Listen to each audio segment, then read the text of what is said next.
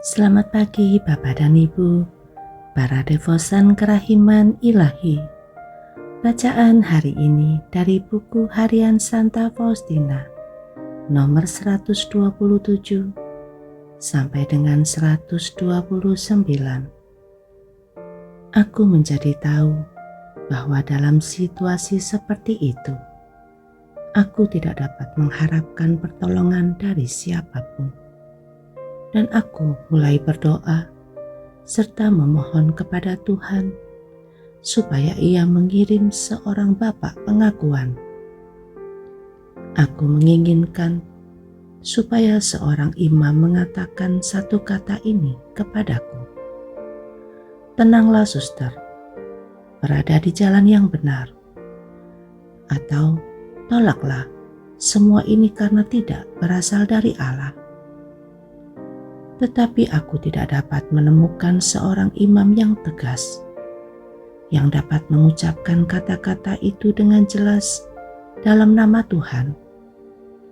Karena itu, ketidakpastianku pun terus berlanjut. Oh Yesus, kalau memang Engkau menghendaki aku hidup dalam ketidakpastian seperti ini, terpujilah nama-Mu. Aku mohon kepadamu Tuhan, arahkanlah jiwaku kepadamu dan sertailah aku, karena dari diriku sendiri aku bukan apa-apa. Demikianlah aku dihakimi dari segala penjuru. Tidak ada lagi suatu pun dalam diriku yang lolos dari penghakiman para suster. Tetapi kini tampaknya semua itu sudah basi, dan mereka mulai meninggalkan aku dalam damai. Jiwaku yang tersiksa telah menikmati sedikit istirahat, dan aku menjadi tahu bahwa Tuhan telah sangat dekat denganku pada saat-saat penganiayaan seperti itu. Ini berlangsung hanya dalam waktu yang singkat. Suatu badai yang ganas menerpa lagi. Kini bagi mereka, kecurigaan-kecurigaan lama itu menjadi seolah-olah fakta nyata. Dan sekali lagi, aku harus mendengar nyanyian-nyanyian usang yang sama. Tuhan agaknya menghendaki seperti itu. Tetapi cukup aneh. Kemudian aku mulai mengalami berbagai kegagalan, juga secara lahiriah. Ia menimpakan kepada banyak penderitaan dengan segala jenis yang hanya diketahui oleh Allah. Tetapi aku berusaha sebaik-baiknya untuk melakukan segala sesuatu dengan maksud yang murni. Kini aku dapat melihat bahwa di mana-mana aku diawasi ibarat seorang pencuri. Di kapel, di saat aku sedang melaksanakan tugas-tugasku, di kamarku, kini aku sadar bahwa di samping kehadiran Allah, aku juga selalu merasakan di dekatku kehadiran insan. Dan aku harus mengatakan bahwa lebih dari satu kali kehadiran insan ini sangat menggangguku.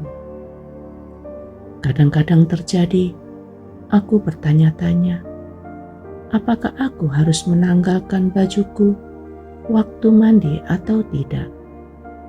Sungguh, bahkan tempat tidurku yang sederhana itu banyak kali diperiksa. Lebih dari satu kali aku tertawa geli ketika aku tahu bahwa mereka bahkan tidak membiarkan tempat tidurku tak terjaga.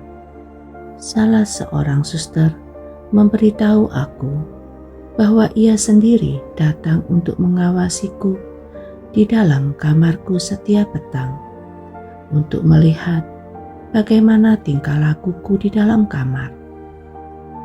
Tetapi para superior adalah tetap superior. Meskipun secara pribadi mereka merendahkan aku dan kadang-kadang memenuhi aku dengan segala macam keraguan-raguan. mereka selalu mengizinkan aku melakukan apa yang diminta Tuhan. Memang tidak selalu dengan cara yang aku minta, tetapi dalam beberapa cara yang berbeda. Mereka memenuhi tuntutan-tuntutan Tuhan dan memberiku izin untuk semua kurban serta mati raga yang diminta Tuhan dariku.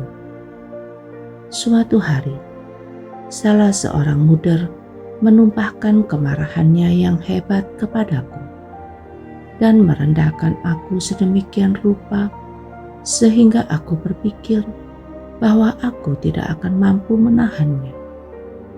Ia berkata kepadaku, "Hei manusia aneh, histeris dan pelihat, keluarlah dari kamarku.